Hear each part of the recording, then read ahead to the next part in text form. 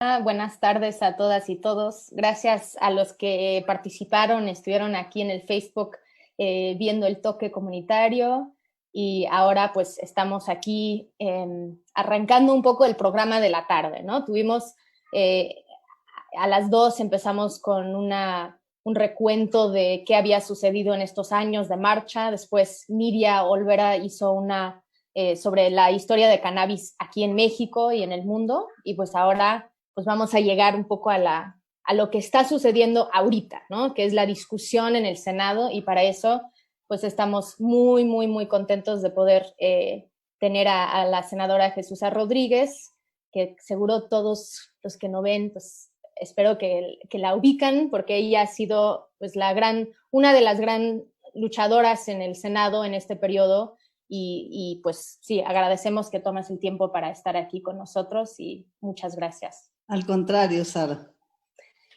Pues ¿nos puedes contar qué ha sucedido? ¿Dónde está el proceso ahorita? Digamos que el 4 de marzo aprobaron el dictamen en lo general, pero ¿cuál es el sentimiento entre las y los senadores? ¿Dónde está el proceso? ¿Cómo lo estás sintiendo ahorita?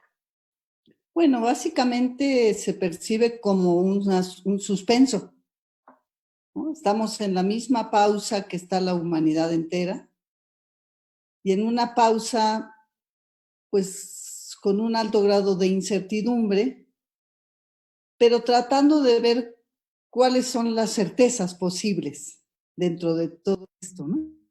Creo yo que la fecha definitiva del 15 de diciembre, pues trato de pensar que ya es definitiva, porque ya casi es increíble que pasa de una a otra fecha como una especie de maldición, ¿no? De que no se puede concretar algo que ya tendría que haberse concretado hace tanto tiempo. Pero bueno, ya sea realmente la última. Dentro del Senado, lo que se percibe, por ejemplo, de lo poco que he recibido, digamos, porque hemos sido muy pocos días en este tiempo, es gente una senadora que se me acercó y me dijo, ahora sí es el momento de legalizar, porque México va a estar en un problema económico muy grande, y entonces la cannabis o el cannabis o la marihuana va a hacer que podamos tener una salida a nivel económico. Y eso me pareció muy interesante, ¿no? Que una senadora se me acercara a decirme que había entendido algo que era muy importante para este momento.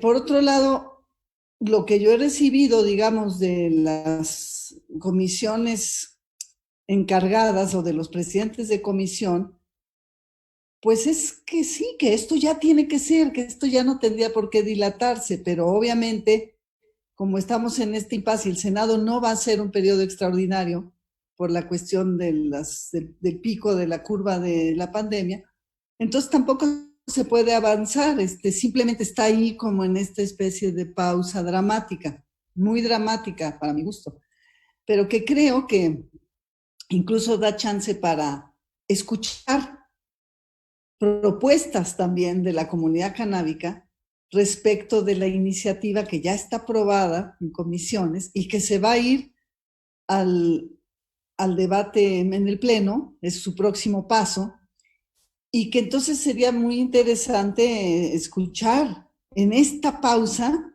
no dejarla como un impasse, sino como una propuesta de qué puntos en particular la comunidad siente que pueden ser muy perjudiciales o pueden ser muy mejorables o están muy bien. Cualquiera de las tres cosas ayuda para saber hacia dónde conducir también el debate a la hora que es el pleno, en donde yo creo que va a volver a haber reticencias. Hay que acordarnos que todavía la religión pesa fuertemente sobre la conducta, y ni modo, pues eso es algo que existe y que hay que asumirlo como es, pero esa es una parte que impide la evolución en este tema. Entonces nos vamos a encontrar con obstáculos, con resistencias e inercias tremendas que se pueden ver claramente hasta en las redes sociales, ¿no? Como, por ejemplo, bueno, intentan insultarme diciéndome marihuana. Todavía, o sea, todavía existe este prejuicio, este estigma, usado como algo estigmatizante. Pues a mí me parece que ya no son tiempos, o sea, que ya tenemos que actualizarnos, que tenemos que ser una sociedad actualizada, porque si no, pues vamos a regresar a una supuesta normalidad patética, una normalidad muy atrasada respecto de lo que ya los grupos humanos han avanzado a través de la ciencia y a través de la inteligencia del conocimiento. Entonces yo creo que el momento es esta pausa. Creo que yo sigo estudiando la ley, viendo.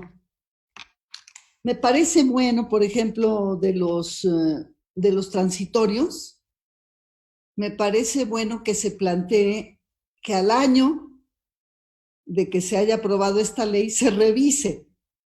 Eso me parece algo muy importante. Está en el, creo, transitorio tercero y el transitorio décimo, o noveno, no, el noveno. Y eso está bien interesante, ¿no? Porque a mí me parece que lo más importante es regular, o sea, dar ese paso, que ya se dio, digamos, el primer paso con la aprobación en comisiones, ya es un paso, pero en el momento en que ya se abra esto y caiga ese velo de satanización ridícula de la planta, en ese mismo instante van a pasar cosas, porque la sociedad misma, ustedes lo notan en la comunidad canábica, o al menos yo lo noto, yo veo una comunidad muy evolucionada, que vive mucho más tranquila, más aterrizada, y eso me parece que va a pasar. De pronto creo que, no sé si es exagerar, pero en estos tiempos, digamos, en estos tiempos tan extraños y de reflexión tan importante al que nos ha obligado la pandemia, estamos realmente dándonos cuenta que tal vez el ser humano es el que debería estar prohibido.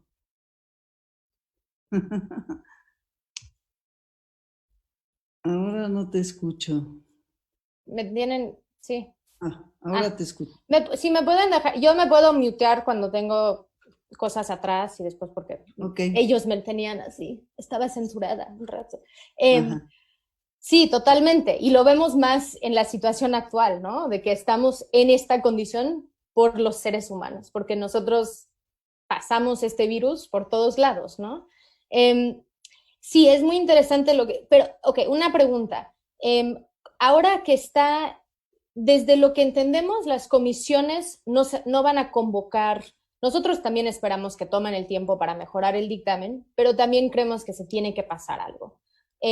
Pero las comisiones no se van a reunir como de forma remota, nada. Entonces tenemos este momento para realmente empujar ciertas prioridades. Para ti, ¿cuáles son esas prioridades dentro del dictamen? Como qué son las cosas que tú dices, para mí yo quiero cambiar estas. Entiendo que todavía lo estás estudiando, pero como a grandes rasgos un poco. Bueno, mira, lo que siempre hemos dicho de que ¿quién decide cuántas plantas puedes tener en tu casa y desde qué ángulo? Muy complicada esa decisión porque ¿quién decide cuántas botellas de vino puedes tener en tu cava? Pues nadie, ¿verdad? O sea, a nadie se le ocurriría decir, puedes tener 4 botellas de vino o 3 cigarros en tu casa. Entonces, esa es una parte muy difícil porque, por ejemplo, mamá cultiva, las mujeres que tienen hijos epilépticos o que usan la planta para tratamiento de sus hijos, me decían, es que eso no nos sirve a nosotras. Ya no solamente piénsalo en cuanto a quien la usa de forma no médica o adulto, un uso adulto, sino estas mujeres que lo tienen que usar sí o sí, porque si no sus hijos se ponen muy mal. Y dicen, 4 plantas no nos sirve para nada porque además ellos van generando resistencia y tenemos que ir cambiando de cepa y tenemos que ir haciendo pruebas y tenemos que ir viendo qué les sirve y solo cada mamá sabe lo que le sirve a sus hijos. Por si fuera poco, ¿no? Porque también, ¿quién va a decidir en tu casa cuántas plantas quieres tener? Ese es un punto bien difícil. Y yo creo que por eso me gusta la idea de que aunque se aprobara en esos términos, en un año se pudiese revisar, porque en un año pues se notará lo absurdo y contradictorio que es quién decide cuántas plantas puedes tener en tu casa o cuántos gramos puedes traer en la bolsa. Porque bueno, hay restricciones para el alcohol, por ejemplo, que es no puedes salir a la calle alcoholizado, pero nadie te revisa si traes 3 botellas del súper, ¿verdad? Entonces, es un punto interesante. El otro es el de los 40% de permisos para los campesinos, ¿no? Porque siempre hemos dicho que la ley nos importa sobre todo por su parte de justicia social.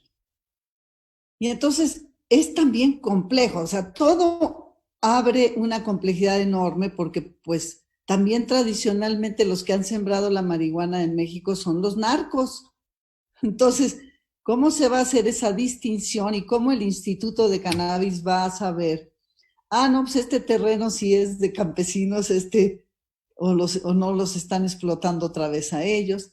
Se abre una cosa difícil, pero creo que de todas maneras hay que dar un margen mayor a que sean los campesinos los que tengan esa prioridad, ¿no? Sí, y por ejemplo, la ministra Olga Sánchez Cordero, cuando habló en la plenaria de Morena, ella dijo, por mí sería 100%, ¿no? De que sí se podría realmente dar esas licencias hacia las comunidades que lo ¿Por qué necesitan. no? ¿Por qué no Sí, 100%? sí. Digo, sabemos que de todos modos algunas empresas vendrían a ampararse contra el Estado mexicano, pero desde mi punto de vista, qué bueno que el Estado mexicano entonces tendría que defender la justicia social. Tendrían que entonces, ¿no? Crear esos discursos para decir es que hemos ya luchado suficiente, ¿no? Que creo que también en México ya estamos cansados de coronavirus y todo eso, pero también estamos cansados de vivir bajo esta prohibición y bajo este tipo de inseguridad y para nosotros, y creo que un gran cambio en el discurso es de que sí podemos hablar de la transición de un mercado ilegal a un mercado legal. Entonces no es ignorar que ya existe, como dijiste, como que ya hay comunidades que están involucrados en eso. Y pues hay también cambios que están surgiendo justo porque diferentes personas empiezan a tomar un interés en esto. Entonces, como diferentes calidades, diferentes productos. Ahorita en el toque todos enseñaban que estaban fumando y era un gran espectro, no era nada más un porro, ¿no? Entonces, también todo ese mundo está cambiando y esa cultura. Para ti, ¿cuál fue tu primer acercamiento con la planta? ¿No? ¿Cómo empezaste a conocerla y de ahí cómo decidiste también va a formar parte de mis luchas cuando estoy en el Senado? Porque tú no has sido política y eso es algo que para mí siento que te da una libertad, ¿no? Pues hasta cierto punto sí y hasta cierto punto no, porque el mundo de la política pues es una profesión que yo no tengo. Entonces también hay cosas que desconozco, pero respecto de la planta, bueno, yo te diría que no me acuerdo la primera vez ni las primeras veces que me acerqué a la planta porque es tan natural en México, es decir, es tan increíble que hay acceso a la marihuana desde hace muchos años. Yo tengo 64. Imagínate, yo creo que debo haber fumado por primera vez a los 16, 17 años y mis amigos pintores, qué sé yo, ni siquiera me interesaba porque yo no soy tampoco una persona adictiva, no tengo mente adictiva, pero siempre me pareció una cosa fantástica, nunca me pareció nada extraño, ni prohibido, ni qué raro, ni... ni ay, qué miedo, para nada. Sí me acuerdo que ya un poco más grande, como a los 28 años, que fuimos varios años de gira por Europa, ahí sí, para que veas, recuerdo mucho más la presencia de la marihuana, mucho más próxima, pero ya tendría yo unos 28 años y pues, yo dirigía una compañía de teatro y viajábamos por el mundo. Y entonces sí, recuerdo esto ya como una parte de la vida, una parte esencial de la vida, ¿no? Uh-huh.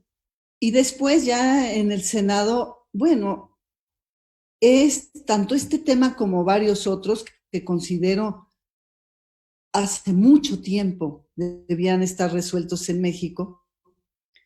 Pero insisto, ¿no? Hay estas inercias religiosas y estas inercias de una sociedad todavía anclada en creencias dogmáticas que hace que muchos temas te parezca que ya están muy atrasados. Yo cuando llegué al Senado como que me di cuenta de que qué barbaridad, qué atrasados estamos en varias transiciones que tenemos que hacer. Justamente ahora que estamos en esta cuarentena, creo que pensar en las transiciones, puesto que el mundo está haciendo una transición, el mundo completo, ¿no? La transición, por ejemplo, de la industria cárnica, de la transición de la industria lechera, todo eso que ahorita ya debería ser uno, está mandando a abrir la industria cárnica. Está tristísima, ¿no? En vez de estar ya el mundo entero pensando en una transición de esa industria para dejar de matar animales y de comer animales. Lo mismo en el caso de la marihuana. Bueno, estamos en una transición que debió haber ocurrido hace por lo menos 20 años y que sin embargo parece una transición eterna, porque hay esa cuestión de esta sociedad, te digo, anclada en dogmas y en estigmas, que hace que todavía escuches insultos por homofobia. Increíble que todavía en las redes se insulte por homofobia a estas alturas, es casi ridículo, o es más bien ridículo. Entonces, lo mismo pasa con la marihuana, que a estas alturas se satanice una planta, resulta ridículo. Entonces, para mí, esta lucha que la comunidad canábica da con tanta alegría, pero que, por ejemplo, las madres dan con mucha angustia y que los campesinos dan con mucho dolor, esta transición a mí me parece tan obvia que no puedo creer qué es lo que nos detiene y qué es lo que nos ha detenido, que no sea el prejuicio y nada más. Un prejuicio que además tiene mucho que ver con la hipocresía, porque es una sociedad que no importa que todo el mundo tenga acceso a la marihuana, pero que no se note, pero que nadie sepa. No importa que tus hijos fumen marihuana, pero que sea escondidas. Abajo de la mesa todo. Todo eso ya tendríamos que, debajo de la mesa, ¿no? Todo eso se tendría que superar y yo creo que este momento de reflexión para la humanidad tendría que ser un momento de reflexión profunda en todos esos temas, en donde ya, o sea, estamos frente al desastre, frente al abismo y todavía volvemos atrás, a dar pasos atrás, pensando en que si el aborto es malo, que si la marihuana es mala, que si que si comer carne está bien. Son cosas que son obvias y sin embargo estamos anclados allí. Entiendo que las sociedades, así como las industrias, tienen que transitar y requieren un tiempo, pero creo que el tiempo de la marihuana ya pasó. Ese tiempo de tránsito ya fue. Ahora tenemos que ir para adelante. Si a la iniciativa le faltan cosas, pues las revisamos otra vez en un año y lo que quieran, pero ya demos el paso adelante. Sí, sí, totalmente. Y hemos logrado que hay condiciones políticas, condiciones con el mandato de la Suprema Corte donde entonces tiene que suceder, ¿no? Que esto es algo de que no requiere convencer a todas y todos tus compañeros, sino que más bien construir una ley que puede funcionar. Y creo que también has como liderado muchas iniciativas que buscan que tenemos que aprender la historia para poder cambiar el futuro. Siento que lo has hecho con el cómic y también con la obra que hicieron en el Senado justo antes de que todo esto sucediera, ¿no? Y creo que es algo muy importante que hemos ido avanzando, ¿no? De que, como dices, si somos una sociedad que todavía no está viendo eso, está con los estigmas, tal vez con la educación, que siempre la gente dice eso, con la educación. Y tú has hecho un gran esfuerzo para educar a la gente sobre estos temas, no nada más hacerlo basado en el miedo o en prejuicios. Entonces creo que eso también ha sido, ¿cómo ha sido eso? Llevar una obra al Senado como y de este tema, y porque no era nada más la marihuana, ahí estaban presentes todas las sustancias. Claro, mira, lo primero fue, por supuesto, recibir el supremo nombramiento de senadora marihuana, ¿verdad? Una vez que recibes eso y ya lo asimilas y dices, bueno, ok, así va a ser, este es el juego que tiene la oposición o la gente que necesita descalificar un proyecto político. Ese va a ser el juego, bueno, pues venga, no hay ningún problema. Después, lo que te decía anteriormente, mi carrera no es la política, sino el teatro. Entonces, necesariamente yo tengo que utilizar las herramientas que conozco para poder aplicarlas. Primero que nada, ¿por qué pasé del teatro a la política? Bueno, esencialmente porque no me alcanzaba. Yo veía que con el teatro no iba a poder realmente generar cambios, que podía hacer denuncias, que podía hacer formas de educar y de comunicar, pero que no iban a tener realmente un resultado directo en la vida cotidiana de la gente.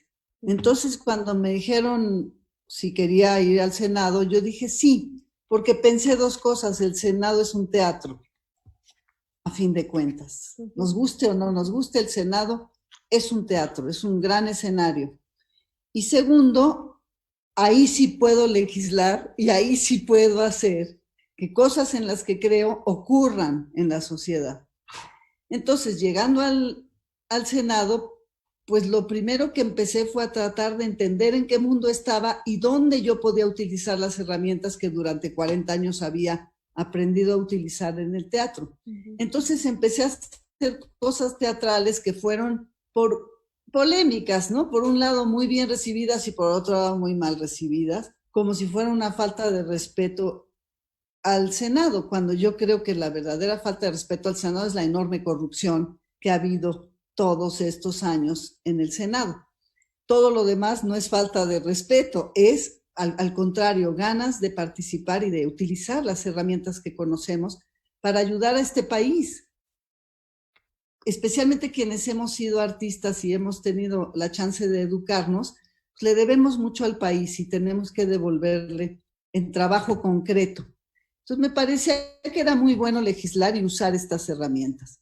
Entonces hice algunas pruebas con la iniciativa del maíz, varias cosas he hecho, pero cuando llegamos a la idea del cómic me pareció fabuloso poder hacer un cómic que tuviera una impresión vasta, que no fueran poquitos, sino que fuera un tiraje grande, que pudiera repartirse por todo el país y que tuviera los ingredientes básicos, estuviera gente que conocía el tema a fondo, como tú, como Jorge Hernández, y que fuera hecho por gente muy profesional como Patricio y Acelo.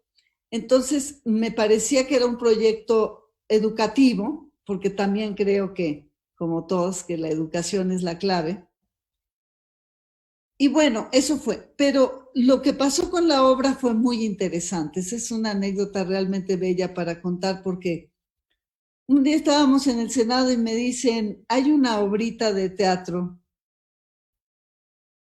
Y yo dije, bueno, pues vamos a leerla, a ver de qué se trata. Y resulta que llego a mi casa y no podía parar. A las 3 de la mañana seguía yo absolutamente deslumbrada con la obra de teatro del doctor Salazar Viniegra, que fuera de él, con la historia de ese hombre, con la historia de los 6 o 4 o 5 meses que estuvieron todas las drogas legalizadas en el país. Todo me parecía fabuloso, pero esa obra me llegó 8 días antes del día que la teníamos que estrenar. Entonces el drama era, afortunadamente mi trabajo en el cabaret me había acostumbrado a que a veces tenías que pensar una obra en la mañana y estrenarla en la noche. Pero entonces dije, esto está fantástico, esto tiene que ocurrir. Y entonces me empecé a movilizar, a buscar actores. Afortunadamente los actores están igualmente locos que yo y entonces aceptaron. Y eso fue fabuloso porque en 8 días, y también el vestuario, Adriana Olivera la Pájara. Luego llamé a Damián Alcázar, que me parece pues el actor más comprometido del país, y me dijo sí de inmediato. Entonces todo me parecía que iba caminando perfectamente, porque cuando arrancas un proyecto así, si no va a ser, todos son obstáculos. Y si sí va a ser, todo empieza a ocurrir. Y aquí todo empezó a ocurrir, una cosa sobre la otra. Y fue maravilloso porque yo casi te podría decir que, bueno, darle el crédito fue él quien me mandó la obra, el que me presentó a la hija del doctor Viniegra, y, y casi te podría decir que gracias a la puesta en escena de esa doctor Viniegas, varios senadores cambiaron su intención de voto a la hora de las comisiones, de donde puedes ver claramente el poder del teatro. Cuando se pone en el... Lo más difícil del teatro, pues en ese caso era tener un buen libreto y lo teníamos. Realmente es una obra, todos los que nos estén oyendo, leer y ver, está en mi página jesusa.mx, ahí pueden ver la obra completa y leerla, porque es increíble que uno ya esté resolviendo en una iniciativa de ley todos los problemas que apenas ahorita se siguen discutiendo y replanteando y cuestionando. En la iniciativa de ley del doctor Salazar Viniegas está ya todo lo que necesitamos para la legalización. Y en esta obra pequeña hay todo el talento de un hombre brillante que además era médico, y hay algo en los médicos entre la medicina y el teatro que va muy de la mano. Hay varios médicos que yo conozco que escriben teatro y uno de ellos que no conocí porque fue hace más de 120 años, que fue Oscar Panizza, que también era médico y que hacía unas obras de teatro geniales.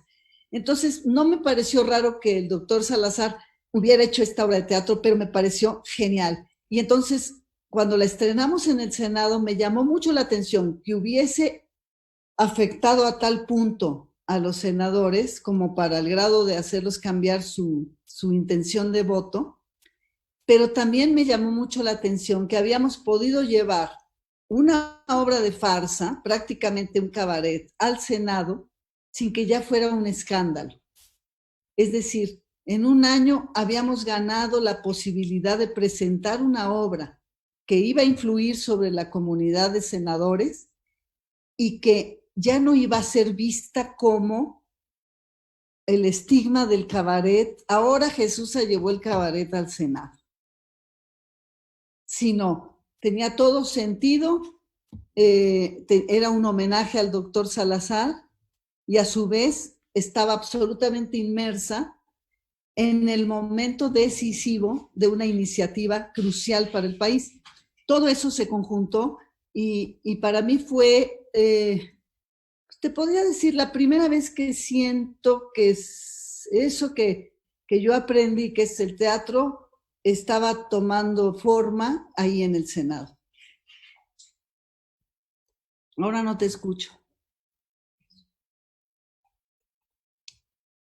Eso, perdón. Tenemos un dios aquí arriba decidiendo quién puede hablar y cuánto. Ajá, No, muy eso bien. sí, totalmente. Y justo te quería preguntar, ¿has encontrado algunos o algunas aliadas inesperadas, ¿no? De que te sorprende que ellos estarían a favor o que sí, como tú dijiste, has visto que han cambiado. ¿Quiénes serían unas de esas personas? Digo, muchos sí votaron a favor, entonces sabemos que esas personas por lo menos tienen una apertura. Mira, no te puedo hablar así persona por persona porque tendría que preguntarles a ellos si Si quieren que están de se les acuerdo. nombre en este tema, porque la gente sigue guardándolo como una cosa personal, ¿no? Uh -huh. Bueno, por lo mismo, por el estigma social. Pero sí he recibido sorpresas, muchas sorpresas, de senadoras que se me acercan y me dicen, oye, a mí me gustaría probar, oye, a mí me gustaría algún día saber un poco más. O sea, Sí. que empieza Sí, a romperse el estigma y que francamente dices, es increíble que todavía exista, pero ahí está. totalmente. Y después de haber sentado en tantos foros, eso, esperemos que eso cambió un poco la mente. Nosotros también siempre decimos en los temas de mujeres y hombres y acceso a sustancias, que la regulación democratiza el acceso para muchas personas, no solo mujeres, pero para personas que entonces tú tienes que pedirle a alguien más que te lo consigue y que hay entonces hay un desequilibrio de poder en esa relación. Y cuando una persona puede ir y comprarlo, decidir cuándo, cómo, con qué, eso es realmente la libertad. Y por eso sí necesitas cierta regulación para que tengamos ese acceso, porque es ahorita cuando entonces, yo digo, mi mamá sería muy difícil para ella conseguir cannabis. ¿Quién le va a ofrecer cannabis en la calle? Nadie, ¿no? En un museo, pero en un museo de política de drogas que hicimos hace 2 años, fin de semana de la marcha hace 2 años, en 2018, una señora se levantó a decir, yo lo necesito para mi uso medicinal, pero en algún momento mi dealer me dejó de contestar las llamadas, no sé por qué, y ahora yo tengo, pues voy con los chavos para preguntarles, ¿no? Pero uno tiene que entonces, no tienes ese acceso y yo sí creo que vamos a ver que la demanda aumenta o el consumo aumenta, pero va a ser porque hay mucha gente que quisieran poder utilizarlo para su uso terapéutico, para relajarse, para tomar gotitas de CBD o la homeopatía que a veces Jorge Hernández Tinajero ofrece, como que con cannabis, todas esas cosas. Uh -huh. Porque sí, también somos un país que ha vivido mucha trauma en estos años. Entonces, uno necesita poder relajar, poder sentir placer. Tú has hablado también de esto, de la necesidad de hablar del placer y que el alcohol no sea la única sustancia a nuestro alcance, ¿no? De que podemos, sí, ojalá que... Claro, eso que dices me parece importantísimo, pero sobre todo la marcha que tendría que haber sido hoy. ¿Cuántas personas crees que hubieran salido hoy a marchar? 20,000 sin duda, porque el año pasado éramos 15,000 y este año hemos ganado con el plantón que está en el Senado, esto de que es un espacio liberado, ¿no? Yo creo que muchísima gente hubieran viajado de otros lados del país para estar en la marcha, porque es un gran espacio de convivencia y sí, de estar juntos, ¿no? Justo, Pero además lo que te iba a decir de la marcha es esto, que lo puedes ver en cualquier sociedad y especialmente en Latinoamérica, es muy claro. Los movimientos fuertes que van a romper con las inercias dogmáticas van acompañados de un movimiento callejero grande, de grandes marchas. ¿Por qué? Porque eso legitima, obviamente, los movimientos. Es más, yo te diría, ¿por qué llegó Andrés Manuel López Obrador al poder? Pues porque fueron marchas y marchas y cada vez más grandes y cada vez más gente se sumaba a una necesidad de cambio y a un proyecto de transformación. Entonces, esta importancia de que se haya logrado una marcha de 15,000 personas el año pasado hace ver a la sociedad que esto es ya algo que es indispensable de regular. Y también creo, como tú, que dando ese paso se va a liberar muchas cosas de la mente, de la mente colectiva, sobre todo, ¿no? Porque aún a nivel sexual, México vive en el closet todavía. Sí. Grandes conglomerados humanos todavía viven en el closet en distintos estados de la República porque sigue siendo mal visto. O sea, no hay un proceso de actualización indispensable. Y eso afecta tu vida profesional o personal y por eso entonces no lo puedes hacer. O en nuestros grupos también, si eres madre, pues te da miedo de que te van a quitar tus hijos o van a hablar mal de ti, ¿no? Sin duda sigue siendo un estigma en todos lados. Esa es una de las partes de la iniciativa que yo te iba a preguntar a ti, porque tú has estado muchas veces en contra de esta idea de que no se puede fumar si hay niños, menores presentes. ¿Tú qué opinas de eso? Yo creo que es como, no está definido en la ley, entonces, ¿qué significa presente? Ahorita yo estoy adentro de la casa, mi hijo está afuera. Él está presente si consumo, si estamos en el mismo cuarto, si estamos en un patio afuera al aire libre. Entonces, no, es un vacío que permitiría que puedan aplicarlo discrecionalmente. Y entonces eso ¿Tú qué propondrías? Es que también creo que en algunas leyes, bueno, es como en el alcohol no lo prohibimos tampoco, sí consumimos, tampoco con el tabaco. Entonces yo creo que es algo que no se debería poner en la ley, sino que se pone en la ley algo sobre la educación hacia usuarios y la educación hacia poblaciones menores de edad. Ay, no te escucho. Ella está muteada. Ah, no está. Otra vez, sí. Tócale otra vez. ¿Ahí entró? Sí, no. Ahí te escucho. Nada, te decía que la diferencia es que el alcohol se lo tienes que dar a una niña. Y el humo está... Y el cigarro, de todos modos, sí le afecta porque hay fumadores pasivos, ¿no? Sí. Pero digamos, el efecto inmediato de la marihuana, pues sí, si la estás fumando y entra una niña, pues se va a pachequear. Pero entonces, en ese sentido, ¿tú qué opinas? Pues yo creo que cada persona tiene, todas las mujeres que conozco que consumen, que tienen hijos, no fuman ahí enfrente de su hijo. Tal vez sí están en un patio, están en otro cuarto y tenemos estas cosas. Nosotros hacemos esas cosas, pero no por un estigma, sino porque nuestro primer instinto es proteger a esa persona, a ese niño, a nuestro hijo. Entonces, yo coincido absolutamente contigo. Como yo coincido totalmente contigo. Además, es como esa diferencia que hay, bueno, por ir a otro tema, pero entre acariciar a un niño o abusar de un niño, ¿verdad? Sí. Todos sabemos perfectamente cuál es una caricia y cuál no. Es una cosa que es evidente. Y sin embargo, se intenta a veces legislar o prohibir algo que sería absurdo, como esto que tú dices, pues ninguna mamá va a querer.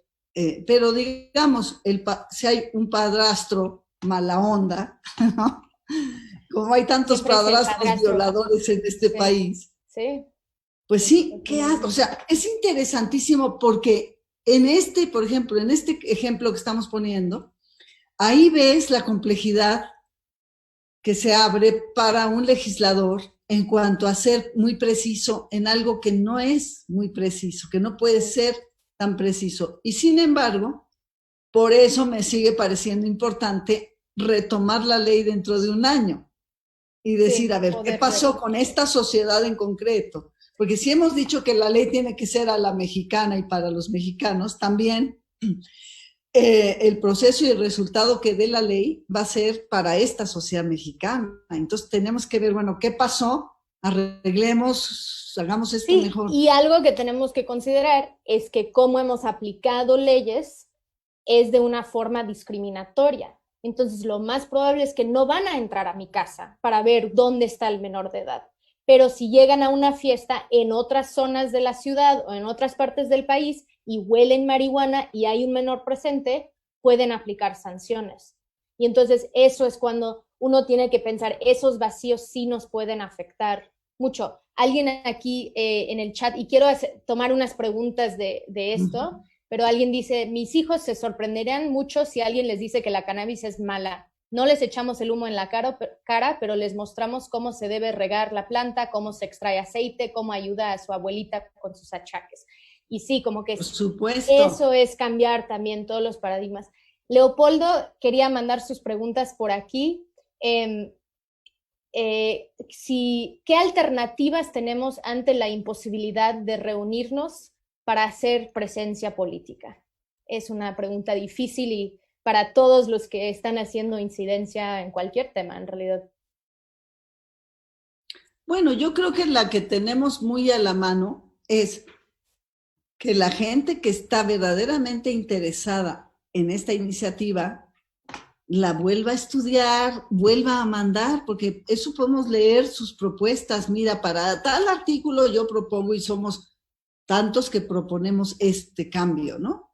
Que es un momento muy útil para recibir. Yo, de hecho, abrí un parlamento abierto en mi página, pero que era solamente como para decir estoy de acuerdo o no, pero ahí se pueden también ver, volcar iniciativas, cambios a la iniciativa, propuestas, y eso es muy útil porque al fin de cuentas las iniciativas, hay cosas de las iniciativas que se discuten al mero momento y ahí se aprueban.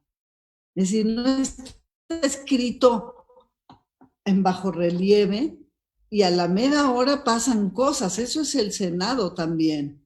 Entonces, claro, es importante que también las compañeras y todos los que están en la comunidad canábica y están, o la gente interesada en la iniciativa, no piense que su opinión es inútil, siempre es útil. A mí todo lo que me llega, lo leo y digo, pues, y voy y lo meto en las mesas de discusión, porque creo que a veces la mejor respuesta a incógnitas como la que nos acabamos de plantear viene del lugar menos o más inesperado, del lugar que menos te lo esperas, ¿no? Por eso sí, creo que seguir opinando y señalando recovecos de la iniciativa sí es muy importante. Sí, entonces es de seguir haciendo contacto con tus compañeros en el Senado para que sí podemos... Bueno, y el plantón sigue ahí tomando todas las medidas. Eso quería yo aprovechar que es Leopoldo el que manda la pregunta para decir que, por ejemplo, el plantón, con todo lo que ha significado, porque es durísimo siempre, importa mucho. Porque es una presencia, ahora que estamos tan claras en todas las personas del mundo de lo que significa la presencia, ¿verdad? Lo presencial. Si hay una presencia sobre el tema, ha sido el plantón ahí presente, constante. Sí. Y eso hay que reconocerlo ampliamente. Sí, ampliamente. Y de que es un espacio, era un espacio y va a seguir siendo ese espacio cuando termina esto, donde mucha gente que como viene de curiosidad para ver qué está sucediendo y de ahí encuentran gente con quien pueden tener una conexión, ¿no? Y eso es algo que hemos visto de que cuando empezamos a hacer esas redes, ¿no? Esos puentes entre todos nosotros, somos muchísimos, son brazos que extienden por todo el país. Este año... Bueno, esa es una muy importante, no habría manera de que todas esas personas que están de acuerdo con la regulación se sumen, porque queramos o no, si llegamos al Senado diciendo aquí hay 500,000 firmas, pues eso pesa. Uh-huh. Y este tiempo también sería un tiempo muy bueno para ir juntando. Yo lo hice ahí en mi página tratando de que la gente entre y opine y esté presente y yo pueda decir en el Senado, aquí hay una gran comunidad, que muchas veces he oído en el Senado, ¿no? Sí, En sí, relación a claro. toda la población de México. Sí, no, eso ha sido algo. Entonces, vamos a poner lo del Parlamento abierto para que esté ahí en el Facebook, para que la gente pueda entrar también para poner sus comentarios y también votar, porque creo que hay unas cosas ahí sobre la iniciativa que se vota. También Leopoldo pregunta, y es muy a propósito, porque este año la marcha cumple 20 años. Wow. Entonces, ¿qué opinas de que ahora son 20 años de esto? Y si ha sido alguna marcha de estas, de la marcha de la liberación de la marihuana en estos 20 años. No, yo nunca fui a una marcha de liberación de la marihuana, no, no fue algo que Hubiera pasó por, sido la madrina de esta marcha. me hubiera encantado, pero también no estaría bueno hacer una marcha virtual. Pues eso era lo que hicimos un poco hoy, justo. Pero quiero decir que vayan apareciendo 1, 2, 3, 15,000. ¿Cuánta gente en un sitio podría decir, yo ahorita estaría en la marcha y ping? Y entonces podríamos ver cuánta gente habría venido a la marcha en los 20 años. Sería muy interesante. Tal vez lo tenemos. Hay ciertas aplicaciones que estábamos revisando para ver cuál era lo más, y sí hay, digamos que en estas circunstancias se empieza a generar ese tipo de aplicación, entonces lo deberíamos de ver si buscamos ese espacio. Hay una pregunta Porque también. si toda esta gente que dice yo sí habría ido a la marcha hoy, no tenemos idea qué cantidad de gente. No, hubiera sido. Bueno, por supuesto, lo difícil es que toda esta gente pudiera ver dónde meterse y dónde hacerlo, ¿no? Sí, pero el año pasado eran 15,000 personas y en 16 ciudades se participó. Entonces también eso es algo de que ya no sea nada más en la Ciudad de Ah, México, sino que estamos haciendo acciones en diferentes ciudades para que la gente también se conocen ahí, crean sus grupos, porque es algo que también creo que deberíamos reconocer. Esto ha sido una lucha muy concentrada en la Ciudad de México, empezando en la Condesa y de ahí saliendo entonces así tomar Reforma. El año pasado fuimos al Zócalo. Entonces, sí es de que se va creciendo, pero sigue habiendo un tabú todavía fuerte en otras partes del país. Y yo lo veo aquí en Veracruz y creo que los que hemos ido a otros estados sí se siente más. sí, es verdad. Alguien pregunta si debería, más allá de los esfuerzos individuales, como tus esfuerzos, ¿debería el gobierno apoyar a los productores y consumidores de la planta a quitarnos el estigma social? ¿Cómo podríamos plantar algo así en el dictamen? Creo que es algo que para todos dicen, bueno, quieren regular, pero ¿dónde está la educación? ¿Cómo ves esa parte del estigma social? Mira, me parece que el asunto del estigma en México tiene mucho que ver con el poder. Mm. Es raro, ¿no? Pero como decían, si eres rico, pues eres un alcohólico feliz. Y si eres pobre, eres un borracho desgraciado, ¿no? Uh-huh. Entonces, el estigma tiene mucho que ver, por ejemplo, ¿por qué ya nunca supimos nada de la secta Nexium, en donde estaba metido el hijo de Salinas de Salinas. Gortari o la hija del dueño del Reforma? ¿Por qué ya nunca supimos nada y no se estigmatizó, ¿no?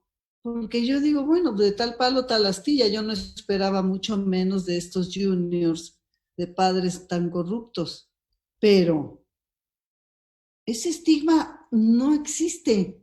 Es decir, si tú eres corrupto, corruptísimo y haces cualquier cosa contra la ley, en México, si eres rico y poderoso, no importa, pasa desapercibido.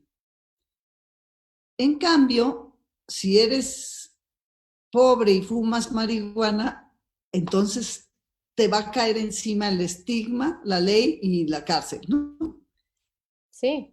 Es Y por algo eso, sí. curioso, pero esto te habla de una sociedad hipócrita educada en la hipocresía y educada en esos pseudovalores que son tan nocivos, en donde, bueno, pues si es güerito y es blanquito y es rico y es poderoso, pues no importa lo que haga. Sí. Pero si es prietito ¿no? Y la marihuana, fíjate que la prohibición de la marihuana es básicamente lo que usaron los gringos para satanizarla fue racismo, clasismo, puro y duro. O sea, se fueron sobre esa base, ¿no? Son los pobres, los soldados marihuanos, los maleantes, violadores marihuanos, toda esa asociación de ideas muy fascistas, ¿no? Muy bueno, y todavía sigue en redes donde te mandan, a mí me mandan esas historias de esta persona fumó marihuana y también violó, y es como, uno no tiene que ver con el otro, y no estamos intentando, Polo dijo hace rato, no, si te encuentran con marihuana y un arma, pues entonces el delito es que estás trayendo un arma. Lo que estamos intentando hacer es que nada más portar marihuana o es formar parte de esta comunidad no sea algo que criminaliza. Y eso sí es un tema que creo que todos los que estamos aquí y las que nos están escuchando, que nos preocupa mucho es la parte de las sanciones y las multas, porque justo como dijimos sobre tener un menor de edad, ¿no? Fumar en la calle, fumar en un parque, ahorita las sanciones son de más de 3 millones de pesos. Y eso es donde entonces, y a mí me ha sucedido, yo estoy caminando y veo a un grupo que no se ven como son menores de edad, son adultos, probablemente van a la UNAM, están o en alguna universidad, están en una esquina fumando un porro. Eso no me hace ningún daño a mí, no hace daño a la sociedad, pero si eso es ilegal o está sancionado a ese nivel, entonces los policías van a poder usar eso para extorsionar o para como llevar a alguien, porque ese tipo de multa también es criminalizante. No podemos decir que no hay sanciones cuando es eso. Y claro, esa es una parte muy preocupante y además es lo mismo, ¿no? ¿Por qué si existe ya un código de comportamiento social asumido, parte del alcohol, aunque siempre decimos no hay que comparar porque el alcohol es mucho más peligroso? Bueno, ese sí es peligroso y la marihuana no lo es. Entonces, de todas maneras, existe todo un código de conductas que en el alcohol no se respetan. Es decir, tú tienes una boda y toda la boda está perfecta y resulta que termina siendo un desastre generalmente, una cosa llena de violencia, de una borrachera terrible donde el chiste es justamente la violencia muchas veces hacia las mujeres. Y eso está perfectamente asumido por la sociedad, es más, sacralizado. En tanto que lo otro se vuelve esta prohibición, ¿no? A mí me interesa cuando el presidente dice, vamos a estigmatizar la corrupción, porque hay cosas que está bueno que estén estigmatizadas, pero hay otras que no, como es el caso de la marihuana, que es absurdo que esté estigmatizada, ¿no? Y entonces ahí habría que poner... Sí, me parece bueno prohibir la corrupción, pero no prohibir... Sí, no, digo, creo que tú tendrías que también, desafortunadamente el presidente no ha sido tan bueno en cómo habla de personas que usan drogas y personas que consumen, y yo creo que también tiene mucho, él es de esa generación que tiene miedo hacia las sustancias y que no sabe exactamente cómo te va a afectar, y entonces eso le preocupa. Nosotros también hemos estado... Bueno, pero que por eso yo hablaba de... Didi. No, hemos estado... Perfecto, sí. Sí, buenísimo. Sí, algo que hemos estado haciendo círculos de estudio cada miércoles sobre el dictamen, justo pensando como para hablar con gente, para que podamos ver qué es lo que creemos, cómo se integra ciertas cosas como la Estrategia Nacional de Prevención de Adicciones, cómo se puede ir mejorando esa estrategia para que sea más basado en reducción de riesgos y daños. Entonces, sí estamos intentando usar este tiempo para que las personas sí lean el dictamen. O por lo menos vamos capítulo por capítulo leyéndolo y haciendo como recomendaciones. Y eso es lo que realmente queremos, ¿no? De que haya este diálogo entre, y tengo que decir, es difícil en México, no todos quieren hablar de esto, como bien dijiste, muchos no quieren demostrar que están a favor, o si están en contra, solo quieren mandar un tweet, pero no pueden realmente basarlo en la evidencia. Entonces, creo que has ayudado mucho a abrir esto y nosotros siempre decimos salir del closet psicoactivo, porque también hay varios que estamos en este grupo que es una lucha canábica, pero también entendemos que tiene que ser una lucha para las plantas y sustancias psicoactivas que nos rodean, que no deberían estar prohibidos y que les tenemos que tratar con respeto, ¿no? Para que podemos generar los beneficios que también tienen todas estas. Entonces, es algo Bueno, que yo se va a ir. definitivamente te diría que mi opinión al respecto, la he dicho muchas veces, pues tiene que ver con nuestra cultura ancestral.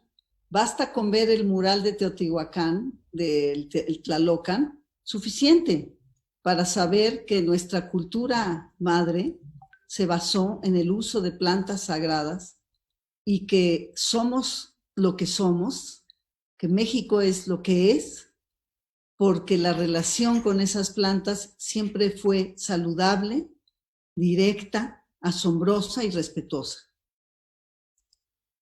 Sí, totalmente.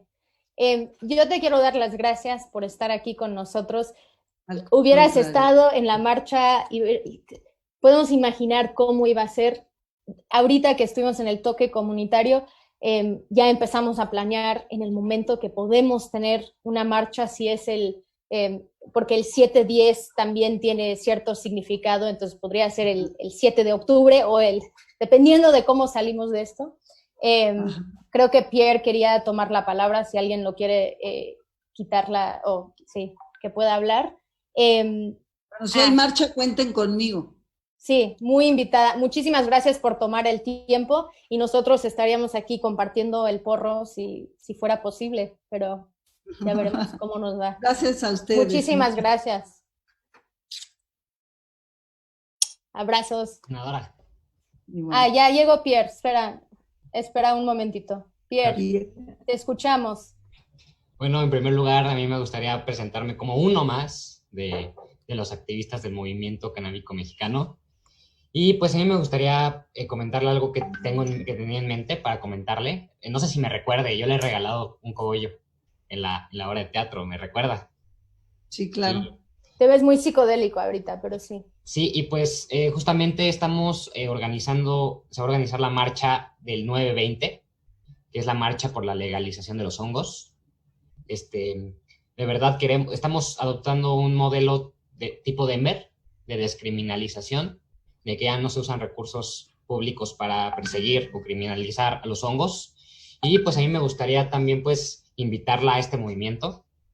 Se va a hacer el 20 de noviembre.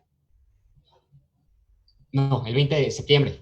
Y pues realmente estamos muy de acuerdo con que la cannabis pues es una más, pero también los consumidores de otras sustancias merecemos una regulación. Y ahora yo observo una cosa que a mí me llama la atención, ¿no? Que realmente yo veo que se aplican registros, se aplican listas y realmente los registros, los derechos no se negocian y a los derechos no se les ponen pues registros, ¿no? O sea, un derecho no tiene por qué tener un registro, ni una sobreregulación. O sea, para ejercer un derecho no tienes que pedir una licencia. Los derechos se aplican y ya. Entonces realmente hemos visto muchas veces que dicen, oye, pero pues ya tienen su cannabis, ¿no? Ya la tienen legal, pero 6 plantas, no le alcanza a un usuario de VIH para hacer su medicina. Y aún así, si yo deseo tener ¿por qué sería un criminal si tengo 7 plantas? ¿Por qué merezco encarcelación por tener 7 o 8 plantas? ¿Por qué tengo que pedir permiso para generar estas plantas? Cuando se puede cultivar tabaco, salvia de manera libre, ¿y por qué la cannabis tiene esta satanización todavía? ¿Por qué tenemos que pedir permiso? Yo creo que eso es algo muy importante, senadora, que realmente no tenemos que pedir permiso para ejercer derechos. Y están aplicándonos que tenemos que pedir permiso, y eso es algo pues que al movimiento canábico mexicano está luchando porque pues no se generen, ¿no? Realmente tenemos nuestras 4 demandas, senadora, y pues la verdad es que pedimos algo muy simple, ¿no? O sea, realmente no pedimos demasiado. Sencillamente pedimos que los que no tenemos fines de lucro se nos descriminalice, se nos deje de perseguir. No estamos pidiendo un modelo fiscal, no estamos, simplemente estamos pidiendo descriminalización. Y la Suprema Corte de Justicia es lo que mandó a regular. La Suprema Corte de Justicia jamás dijo hablar acerca del mercado, jamás. La Suprema Corte de Justicia dio la orden de que se regulen los derechos, no el mercado. El mercado nunca se mencionó y están haciendo lo contrario. Están regulando el derecho, están regulando el mercado cuando realmente pues deberían de descriminalizar pues a las personas que no tenemos fines de lucro. Nos siguen extorsionando en las calles, senadora. Nos siguen extorsionando los policías, te lo juro. Es una situación que ya estamos cansados. Tenemos la patrulla 420 SOS para rescatar a las personas que son extorsionadas y de verdad, senadora, ya no queremos que se generen estas extorsiones.